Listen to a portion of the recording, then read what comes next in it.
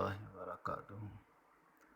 معزز طلبہ، 10 جماعت کے باغ اردو کا دوسرا لیسن ہے علم کا شوق، جو ابو ریحان البیرونی کے تعلق سے ہے۔ دراصل اس لیسن میں بہت بڑے عالم جب کہ افغانستان سے ہندوستان آئے تھے، ان کے تعلق سے ان کا مختصر سا ایک سوانح اس میں بیان کیا گیا ہے۔ مصنف ہیں عبدالسلام قدوائی۔ 11ویں صدی عیسوی میں افغانستان سے ایک بہت بڑے عالم ہندوستان آئے۔ ان کا نام تھا ابو ریحان البیرونی۔ البیرونی نے یہاں رہ کر سنسکرت زبان سیکھی اور ہندوستانی تہذیب اور رہن سہن کا بغور مطالعہ کیا۔ اپنے مطالعہ اور معلومات کی روشنی میں انہوں نے عربی زبان میں ایک کتاب بھی لکھی جس کا نام کتاب الہند ہے۔ وہ زندگی کی آخری سانس تک علم حاصل کرنے میں لگے رہے۔ اس پہلے پیراگراف میں جو چیز سامنے آ رہی وہ یہ ہے کہ 11ویں صدی عیسوی میں افغانستان سے ایک عالم آئے، کہاں؟ ہندوستان۔ نام کیا تھا؟ ابو ریحان البیرونی۔ انہوں نے زبان کون سی سیکھی؟ سنسکرت۔ اور کتاب کون سی لکھی؟ کتاب الہند۔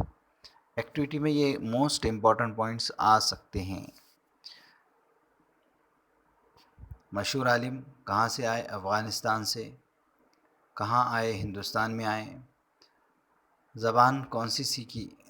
تو سنسکرت۔ مطالعہ کن چیزوں کا کیا؟ تو ہندوستانی تہذیب کا مطالعہ کیا۔ صرف تہذیب بھی نہ سکتا، فلو چارٹ میں یہ کوشچن آ سکتا ہے، ڈائیگرام جتنے ہیں، شجری خاکہ ہو یا جوڑیاں ہوں، اس میں بھی آ سکتا ہے یہ سوال۔ اور کتاب کون سی لکھی؟ تو کتاب الہند۔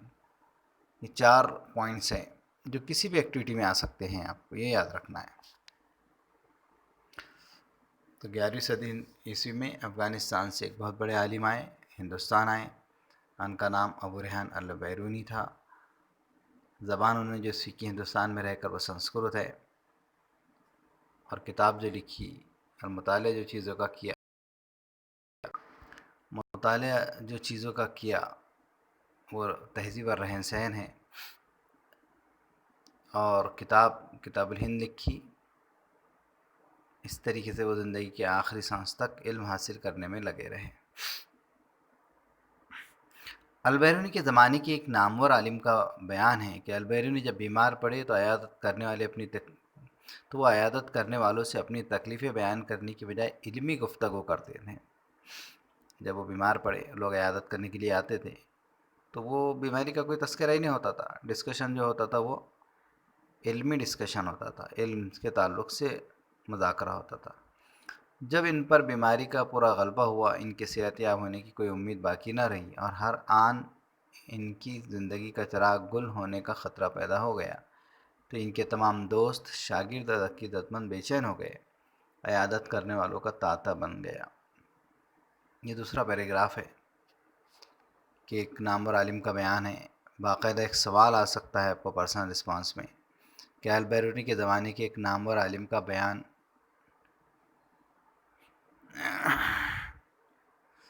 لکھیے، یا نامور عالم کا کیا بیان ہے۔ تو اس طریقے سے ہم کو اس کا انفارمیشن دینی ہے۔ پورے 2 مارکس کے لیے یہ کوشچن آتا ہے۔ تو اپنی تکلیفیں بیان کرنے کی بجائے علمی گفتگو کرتے تھے۔ ان پر بیماری کا غلبہ ہونا، یعنی بیماری ان پر حاوی ہو گئی، اب ان کے صحت یاب ہونے کی کوئی امید باقی نہ رہی۔ اب آن کے 2 مطلب ہوتے ہیں۔ ایک آن کا مطلب تو اسپلنڈر ہوتا ہے جسے ہم شان و وجاہت بولتے ہیں، اور دوسرا آن لمحہ ہوتا ہے، مومنٹ۔ تو اس کو 2 اسپیلنگ وہی ہے، آواز وہی ہے، سب وہی ہے، لیکن مطلب الگ الگ ہیں، جملے کے اعتبار سے مطلب ہوں گے۔ تو ان کی زندگی کا چراغ گل ہونے کا خطرہ پیدا ہو گیا۔ اب اس پیراگراف میں 2 محاورے آئے ہیں، چراغ گل ہونا، زندگی ختم، زندگی کا چراغ گل ہونا، زندگی ختم ہونا، ہے نا. ابھی گل کے بھی دو معنی ہیں. یہاں گل ہونا مطلب ختم، گل، اور ایک گل کے معنی ہوتے ہیں پھول، لیکن جملے کی مناسبت سے مطلب الگ الگ لیا جائے گا. تو ان کے تمام دوست شاگرد اور عقیدت مند جو ان کی عزت احترام کرتے تھے تو بے چین ہو گئے. عیادت کرنے والوں کا تانتا بن گیا. تانتا بن جانا، قطار لگ جانا، لائن لگ جانا. تب یہ پیراگراف میں جو سب سے امپورٹنٹ بات جو آئی، جس پہ سوال آ سکتا ہے، وہ یہی ہے کہ ایک نامور البیرونی کے ایک نامور عالم کا بیان کیا ہے، یا البیرونی کے زمانے کے ایک نامور عالم کا بیان لکھیے. یہ سوال آ سکتا ہے 2 مارکس کے لیے. تیسرا سوال پیراگراف: جب میں نے سنا کہ ان کی حالت نازک ہے تو میں بھی عیادت کے لیے گیا. دیکھا تو ہوش اڑ گئے. ہوش اڑ جانا، حیرت زدہ رہ جانا، بہت زیادہ حیرت ہونا، یہ بھی محاورہ ہیں. علم و تحقیق کا یہ پتلا زندگی اور موت کی کشمکش میں مبتلا تھا. ساری زندگی علمی تحقیق کی، ریسرچ کی.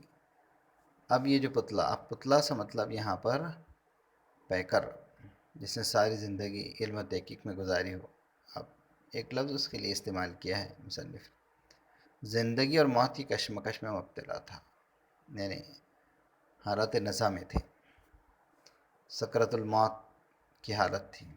ہر لمحہ سانس رک جانے کا ڈر تھا، لیکن مجھے دیکھ کر وہ اپنی بیماری بھول گئے. اور سخت کمزوری کے باوجود انہوں نے ایک مشکل علمی مسئلہ حل کرنے کی خواہش ظاہر کی. کہ ایک مشکل علمی مسئلہ ہے جو ان کا حل نہیں ہوا تھا. یہ پوزیشن تھی کہ بات کر سکتے تھے، تو لہٰذا انہوں نے ابھی سانس رک جانا، یہ بھی تقریباً محاورے میں آ جاتا ہے، موت آ جانا. تو وہ اپنی بیماری بھول گئے، اور کمزوری کے باوجود انہوں نے ایک علمی مسئلہ تھا جو ان کے لیے مشکل تھا، اس پر ڈسکشن شروع کیا. مجھے کہنے لگا اچھا ہوا آپ وقت پر آ گئے. میں کچھ دیر سے ایک مشکل مسئلے کے بارے میں غور کر رہا ہوں، لیکن ابھی تک بھی نہیں آیا. آپ عالم ہیں، مہربانی فرما کر مسئلہ مجھے سمجھا دیجیے، آپ کا بڑا احسان ہوگا. اب دیکھیے 2 باتیں یہاں پر آتی ہیں کہ یہ اس قدر ان کو علم کا شوق تھا کہ موت کے وقت بھی علم سے متعلق ہی بات ہو رہی تھی. یہ بہت بڑی بات ہے کہ ڈسکشن جو کر رہے تھے وہ علمی تھا. تھوڑا سا موضوع سے ہٹ کر ایک بات آپ کو بتانی ہے کہ اکثر علماء کا یہ بیان ہے کہ اکثر جب ہم کسی معاملے پر ساری زندگی جو چیز ہمارے لیے امپورٹنٹ ہوتی ہے اس پر سوچتے ہیں، تو موت کے وقت انسان وہی بات کرتا ہے. تو اکثر میں نے لکھا ہے کہ ہمیشہ اپنی زبان کو ذکر اللہ سے تر رکھنی چاہیے.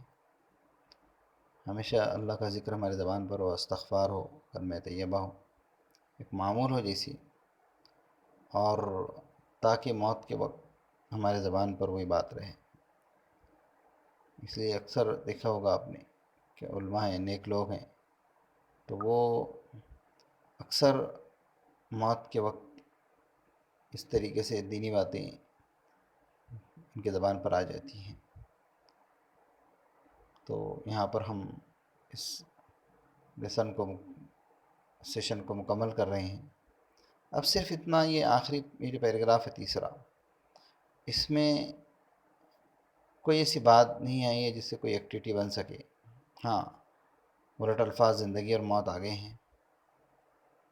ہوش اڑ گیا، یہ ہوش اڑ جانا، یہ اس میں محاورہ آیا ہے. سانس رک جانا، یہ محاورہ آیا ہے. اس میں سے اکثر کوئی ایکٹیویٹی نہیں پوچھی جاتی، لیکن یہ الفاظ کے معنی ہیں، محاورے ہیں، الٹ الفاظ ہے، اس میں آئے ہیں. اس کا خاص طور سے خیال رکھیے، اس کو یاد کیجیے۔ یہاں پر ہم رکتے ہیں۔ السلام علیکم ورحمۃ اللہ وبرکاتہ۔